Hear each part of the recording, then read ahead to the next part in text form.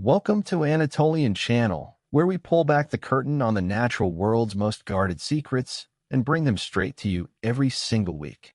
Today, we are tracking down 7 of the most rare and extraordinary fruits on the face of this earth, fruits that have crowned kings, healed the sick, baffled scientists, and seduced the greatest palates in human history. 7 fruits, each one a world unto itself. Each one ready to completely rewrite everything you thought you knew about what fruit could be. This is not a list. What you are about to experience is a guided expedition. By the time it is over, you will not just know these fruits. You will understand why entire civilizations built rituals around them. Fruit number 1, the medlar musmula. In the ancient highlands of Anatolia, where soil has been turned by hand for longer than most civilizations have existed, there grows a fruit that your grandmother knew, your great-grandmother harvested, and the modern world has almost completely forgotten. The medlar. In Turkish, musmula. It does not look like something special. It comes dressed in dull russet brown, small, round, with a flattened crown at its tip. Rough to the touch. Unpretentious. Almost deliberately plain, as if it has spent centuries deciding it has nothing left to prove. But bite into a fully ripened medlar, and you are met with something that defies every expectation. It is like warm apple butter folded into brown sugar and dates, deeply sweet, slightly winey, with a jammy texture that coats the tongue slowly and completely. A faint sharpness underneath keeps the sweetness honest, and gives the whole experience a complexity no simple fruit should rightfully possess. Anatolian farmers called the ripening process blet, allowing the fruit to soften almost to the edge of decay before it becomes what it truly is. The medlar demands patience. It will not give itself to you before it is ready. You must wait for the first cold nights of autumn to do their work, allow the frost to reach it, and only then does it reveal the full depth of what it has been building all season long. Botanists trace the medlar's origins to northern Turkey, the Caucasus, and northern Iran, some of the oldest continuously farmed land on Earth. Cultivated as far back as 1000 BC, it traveled west along ancient trade routes into Greece, Rome, and medieval Europe. Cato the Elder wrote about it. Charlemagne ordered it planted in royal gardens. Shakespeare referenced it in his plays. And through all of that, through empires rising and collapsing, the musmula never left Anatolian soil. In villages, medlar trees were planted at the birth of a child and harvested for generations. They were not just food. They were living markers of time, family, and continuity with the land. For centuries, it was one of the most widely eaten fruits across the Mediterranean and Middle Eastern world. Then, almost overnight in historical terms, it vanished from the global table. Displaced by faster ripening, easier shipping fruits the industrial food system preferred. But it never stopped growing in Anatolia. And today it is experiencing an accelerating rediscovery. Chefs across Europe are seeking it at extraordinary prices. Nutritionists are studying its dense concentration of vitamin C, malic acid, and tannins. Food historians call it one of the most undervalued fruits in human agricultural history. The Anatolian farmer never needed to be told any of this. They already knew. Lemon fruit number 2, the finger lime. Imagine you split open a small, elongated pod no larger than your finger. And what spills out stops you completely. Hundreds of tiny, perfect spheres, each one a pale blush of pink and green, glistening like gems. They roll across your palm like living pearls, and when you press one gently against your tongue, it bursts. A clean electric shot of citrus unlike anything you have tasted in your life. That is the finger lime, and nothing about the citrus world will ever be quite the same again.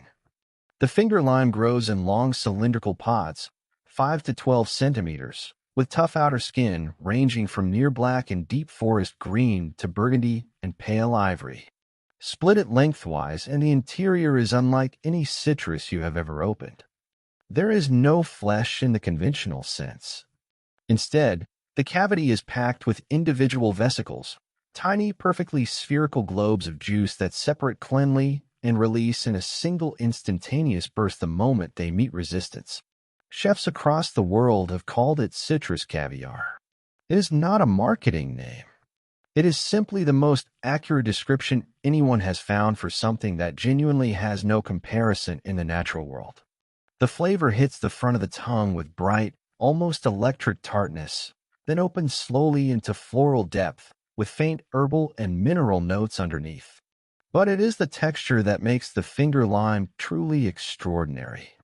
Those tiny vesicles move. They hold their form. They wait. And then, one by one or all at once, they detonate, releasing flavors in waves rather than in a single flat note. It is not eating. It is an experience that unfolds in your mouth across several seconds.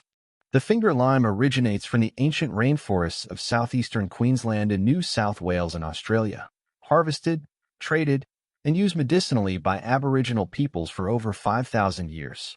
For those communities, it was not simply food. It was a high-value trading currency of the forest. In European and Japanese fine dining markets, a single kilogram of finger lime sells for between $80 and $150. Michelin-starred restaurants in Paris, Tokyo, London, and Istanbul place standing orders for whatever supply they can obtain. Global demand consistently outstrips supply, and the finger lime requires exactly the kind of patient, attentive, small-scale cultivation that the industrial farming system cannot provide efficiently. It gives its best fruit to the grower who tends it closely, who understands its rhythms, who is present with it across the seasons. In other words, it was made for the kind of farmer who already knows how to listen to the land. Green apple fruit number 3, the cherimoya. In the sun-drenched valleys of South America, where the Andean highlands meet warm coastal air, there grows a fruit that the Inca Empire see. Considered a gift too precious for ordinary hands, reserved for royalty, carried by runners across mountain passes, placed in the tombs of kings as provision for the journey beyond this life. The cherimoya. It arrives dressed in pale green, scaled like a sleeping reptile, heart-shaped and heavy in the hand. Split it open, and the interior is a revelation. Cream-white flesh, dense and luminous, studded with large, glossy black seeds. Mark Twain tasted a cherimoya in Hawaii in 1866 and wrote that it was the most delicious fruit known to men. Anyone who has tasted a properly ripened cherimoya understands completely what moved him to write those words. The flavor is unlike anything a single fruit has the right to contain. Banana, pineapple, and vanilla sitting together in perfect proportion, not competing, not overwhelming each other, but moving in harmony that takes centuries of natural refinement to achieve. There is a faint floral note underneath, something that reminds an Anatolian palate of the rose water that perfumes Turkish desserts. The texture is custard, made from real fruit rather than cream and sugar. Rich, smooth coating, and yet somehow light enough that you find yourself reaching for another spoonful before the first is fully settled.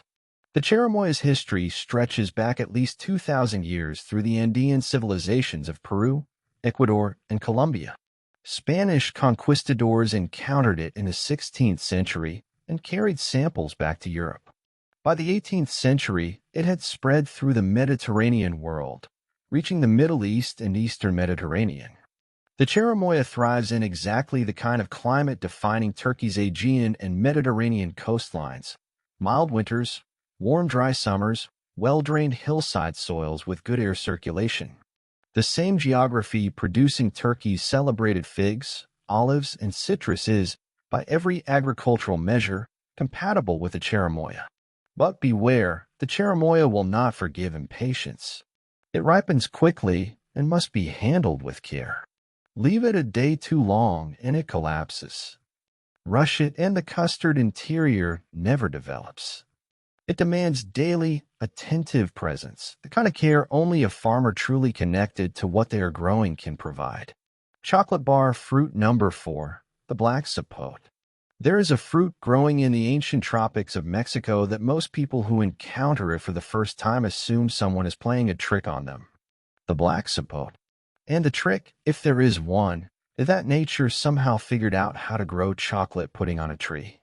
It arrives looking like nothing special, a round tomato-sized fruit in smooth, dark olive green skin. But cut it open, and the interior is a dark, glistening brown, almost black, smooth and glossy like melted bittersweet chocolate still warm in the bowl. No stringy fibers, no tough membranes. Just clean, dense, unified flesh that holds together like something a pastry chef spent an hour preparing. Taste it, and everything you thought the natural world was capable of producing rearranges itself completely. Dark chocolate folded into ripe banana with a whisper of caramel moving underneath, deep and layered, revealing different notes as it moves across the tongue. The texture is pure custard, denser and richer than the cherimoya, entirely smooth. There's nothing acidic about it, nothing that fights. It is completely, almost unreasonably satisfying. For Anatolian cooks, it will remind them of the filling inside a good ciclatali pasta. It reminds them of carob nuzu that has grown along Turkish hillsides for centuries. That connection is not accidental. The black sapote belongs to the Diospyros family, the same botanical genus as the persimmon, the Trabzon hermesii, which every Anatolian farmer knows intimately. The hands that tend persimmon trees in the Aegean and Black Sea regions already carry the knowledge needed to grow what the black sapote demands.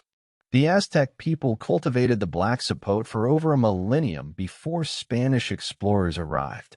Today, it remains almost entirely unknown outside Mexico, the Philippines, and small pockets of Southeast Asia, at precisely the beginning of the same discovery cycle that carried the avocado from Mesoamerican obscurity to the center of the global food economy over the past 30 years.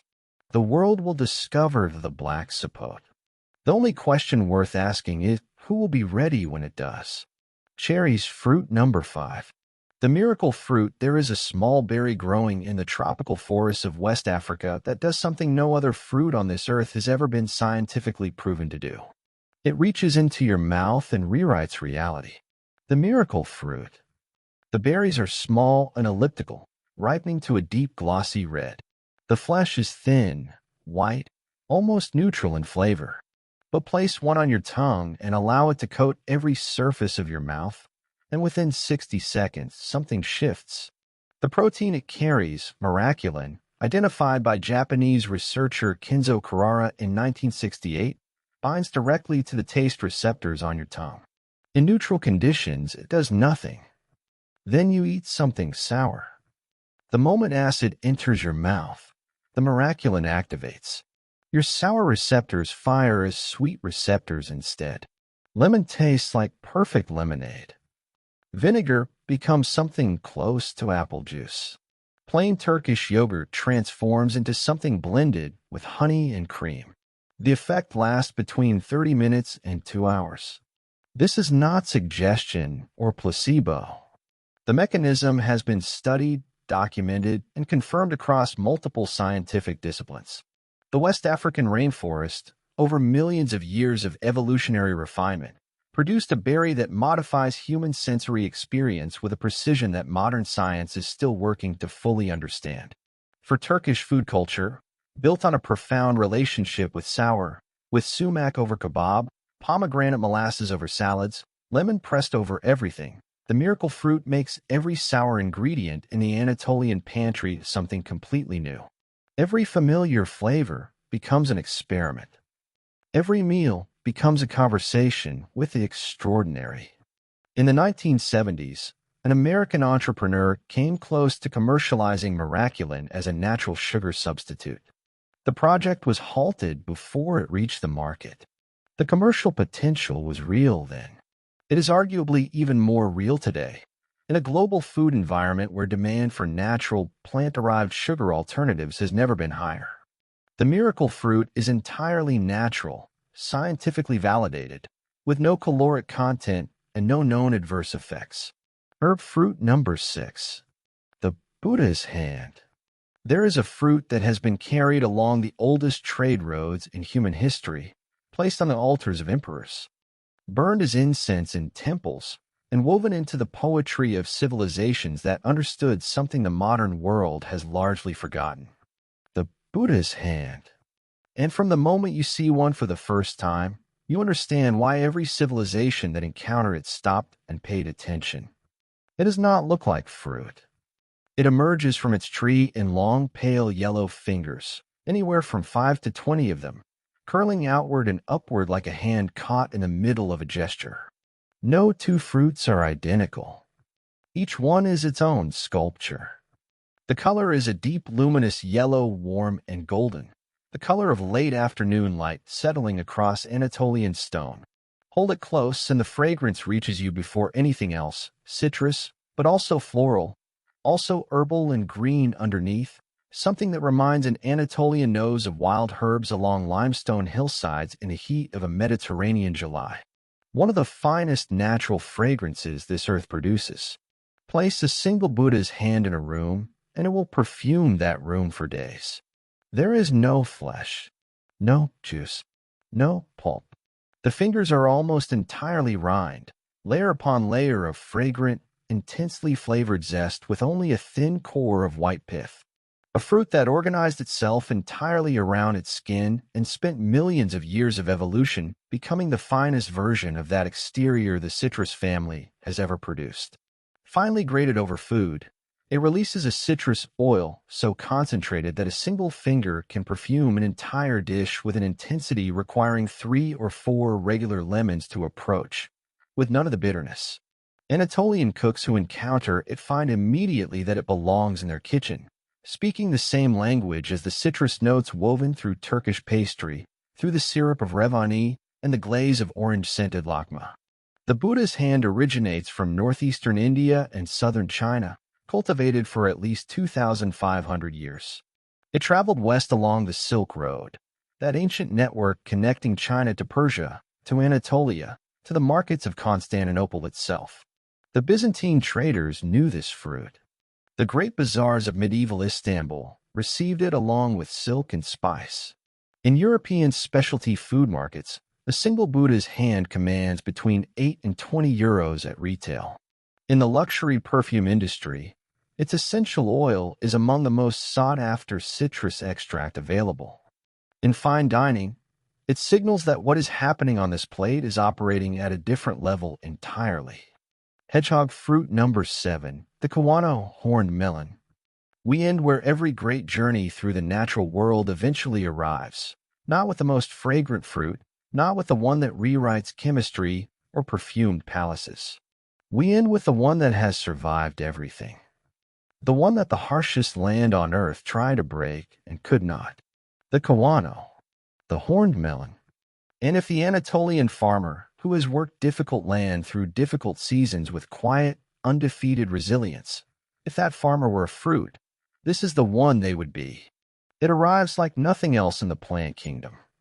An oval, golden-orange shell covered in hard, sharp spines, structural, purposeful, the armor of something that evolved in one of the most unforgiving environments this planet contains. The Kalahari Desert, a place where rainfall is measured in weeks per year. The Kawano did not merely survive this environment. It thrived in it, turned every harshness into a feature rather than a limitation. Cut it open lengthwise, and the interior is one of the most visually arresting things the fruit world produces. A luminous, jewel-bright emerald green, not the soft green of unripe things, but a deep, saturated, almost electric green that seems to generate its own light. The flesh is gelatinous and translucent, surrounding rows of pale seeds. It glistens. It catches light and holds it. The flavor is like cucumber crossed with banana, with a brightness carrying faint notes of lime and something subtly herbal. Refreshing in the most precise sense, genuinely restorative. The Kawano is over 90% water by composition, held within its gelatinous flesh in a way that releases slowly, hydrating more effectively than plain water in conditions of extreme heat. For the Sand people of the Kalahari, one of the oldest continuous human cultures on Earth, the Kawano was not a delicacy. It was a lifeline, the difference between endurance and collapse during dry seasons when no other moisture was available. Global demand for the Kawano has accelerated sharply over the past decade, driven by the rise of plant-based food culture, its visual impact in fine dining, and a growing conversation around drought-resistant food crops. As water scarcity becomes an increasingly defining constraint on farming across the Mediterranean and Middle East, a fruit that evolved to store and deliver water under extreme drought is not merely commercially interesting. It is strategically important.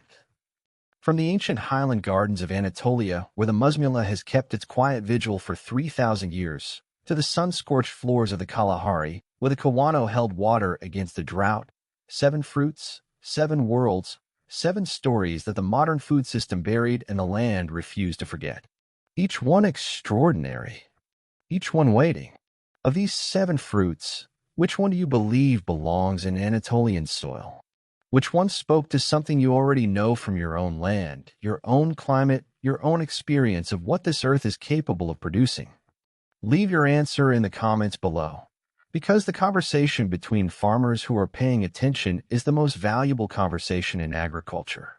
This planet is still producing wonders, not in laboratories, in soil, in root systems working through stone, in the slow, patient chemistry of a fruit ripening on a branch that has been standing in the same place for longer than any of us have been alive.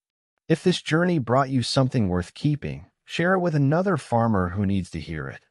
Like this video, and subscribe to Nature's Edge, where every week we bring you the natural world's most extraordinary secrets.